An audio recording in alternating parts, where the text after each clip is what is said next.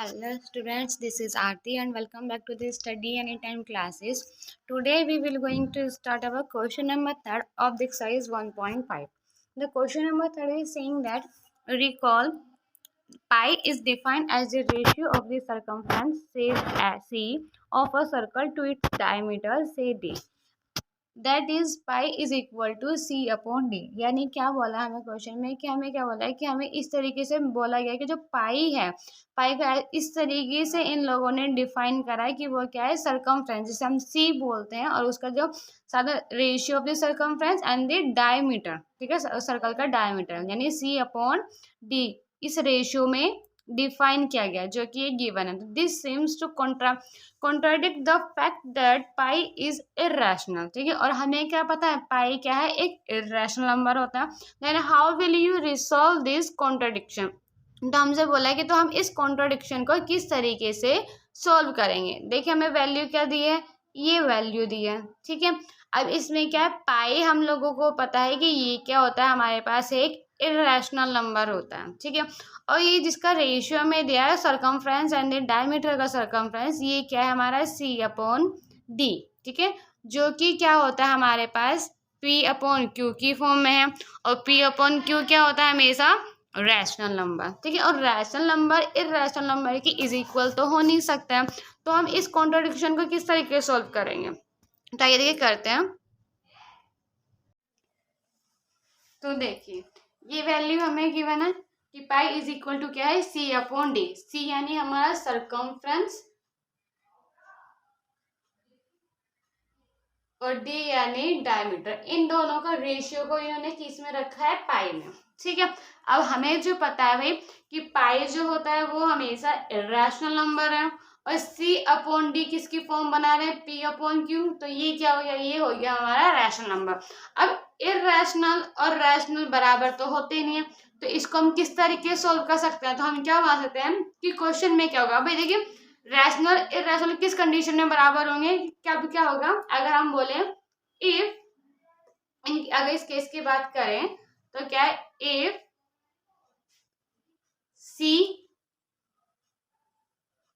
और डी और बोथ, ठीक है। यानी क्या होगा, ये तब कब पॉसिबल है कि अगर या तो सी या डी या सी और डी दोनों ये क्या होंगे, आर इरेशनल नंबर।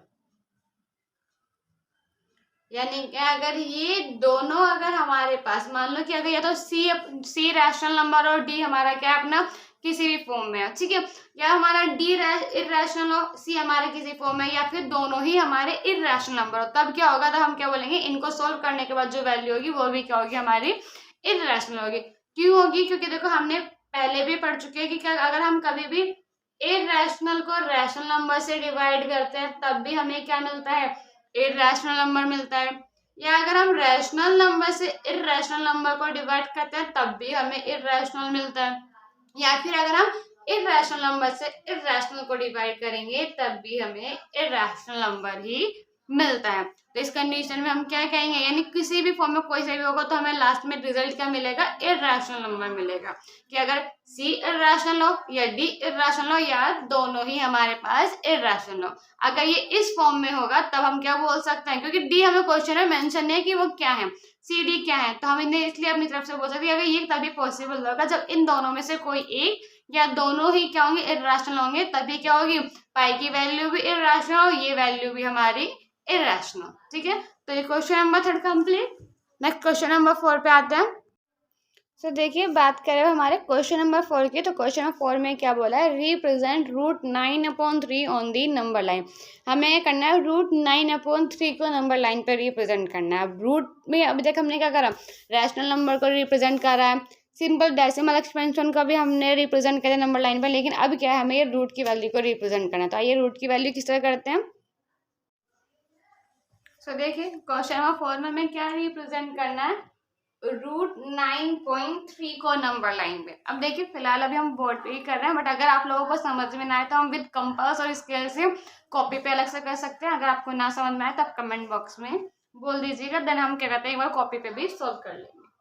बाकी अभी देखिए अगर हमें 9.3 रूट में इस वैल्यू को रिप्रेजेंट करना नंबर लाइन पे, तो कैसे करेंगे? सबसे पहले करना है स्केल के मेजरमेंट से ही हमें क्या करनी है, एक 9.3 की ही लाइन को ड्रॉ करना है। ठीक है, मान लिया ये डिस्टेंस है, वैसे तो ये हमारी एक्स्ट्रा है बट अभी नॉर्मली क्योंकि हम बिना मेजरमेंट के करिए, तो 9.3 की हमने एक लाइन खींच ली। ठीक है, अब 9.3 के बाद ठीक है एक हमें 1 सेंटीमीटर की स्केल में जो गिवन होती है नॉर्मल, यहाँ से लेके ये 1 सेंटीमीटर की एक लाइन और ड्रॉ करनी है। ठीक है, यानी 9.3 कितना हो गया, ये अब हमारे पास 10.3 की नंबर लाइन हो गई है। ठीक है, अब देखिए कंपास हमें क्या करना है, इस 9 यानी कितना के टोटल यहाँ से यहाँ रख के और यहाँ से इस पूरी लाइन का हमें एक मिड पॉइंट निकालना है।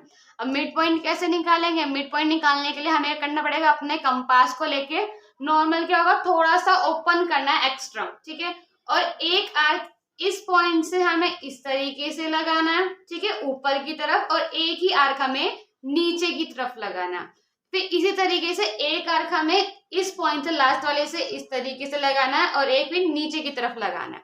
अब जहां भी वो दोनों पॉइंट आपस में कट करेंगे, ठीक है, जैसे मान लिया हमारा ये आर्क इस तरफ से हमारा इस साइड और एक आर्क हमारा गया इस तरीके से, और वही बात करेगा इधर से तो एक आर्क मान लो हमारा ऐसे गया और एक आर्क हमारा गया ऐसे। तो ये जहां भी आपस में कट करेंगे इन पॉइंट्स को क्या है, हमें आपस में मिलाना है। ठीक है, तो यहाँ से क्या हो जाएगा, ये हमें मिल जाएगा हमारा मिड पॉइंट। मिड पॉइंट को हम नाम दे देंगे हमारा M। ठीक है, और जब हमें मिड पॉइंट मिल गया इस लाइन का, तो हमें क्या करना है, इस मिड पॉइंट से अपने कंपास को कितना खोलना है, यहाँ से बिल्कुल यहाँ तक का खोलना, और यहाँ से करना है एक सेमी सर्कल इस तरीके से यूं घुमाते हुए यहाँ तक बनाना है, यानी यहाँ पे सेंटर रख के और सेमी सर्कल बनाना है इस तरीके से।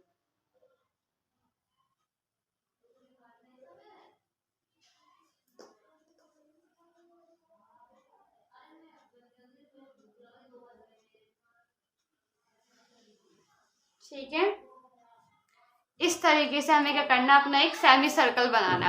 अब जब ये हमारा सेमी सर्कल बन जाएगा, तो सेमी सर्कल के बाद क्या है, यहाँ पे ये जो पॉइंट था हमने जो 9.3 का फिक्स था, इस पे क्या करना है, एक 90 डिग्री का परपेंडिकुलर ड्रॉ करना। वो भी क्या करना, अपने कंपास से पर्टिकुलर स्केल रख के, सो ये कंपास रख के एक आर्क ऐसे लगाना है, देन इस पॉइंट से फर्स्ट आर्क, देन यहाँ से सेकेंड आर्क, वो उतने ही गैप करेगा जितने का ये रहेगा, और फिर इससे यहाँ पे एक आर्क और इस पॉइंट से एक ऐसे आर्क। ठीक है, और इस पॉइंट को क्या करना है, हमें ऊपर की तरफ मिला देना है। ठीक है, जो यहाँ पे ये इंटरसेक्टिंग पॉइंट होगा, ठीक है, उस पॉइंट को इस पॉइंट को ऊपर तक मिला देना। ठीक है, अभी ये जितना भी हमारा है, ठीक है, इसको क्या करेंगे, इस लाइन को और आगे बढ़ाएंगे, एक्सपेंड करेंगे। अब जितना ये 1 था, मतलब इतना क्या गया, इतने के एक मान लो ये सेकंड, थर्ड एंड फोर्थ। ठीक है, इतना हो गया। अब जितना भी ये गैप है, ठीक है, ये गैप हमारा यहाँ से कंपास से मेजर करेंगे कि ये गैप जितना भी है उतने का ही आर्क हमें ऐसे लगाना है। मान लिया अगर हमारा यहाँ ये आर्क आया, ठीक है, तो ये जहां भी आर्क आएगा इसी पॉइंट को हम क्या बोलेंगे, ये पॉइंट हो जाएगा हमारा रूट का 9.3। ठीक है, तो अगर अब आपको ये मेथड समझ में आया हो तो ठीक है, अगर आपको नहीं समझ में आया तो हम क्या करेंगे, बाय कंपास कॉपी में भी अलग से ड्रॉ कर लेंगे। ठीक है।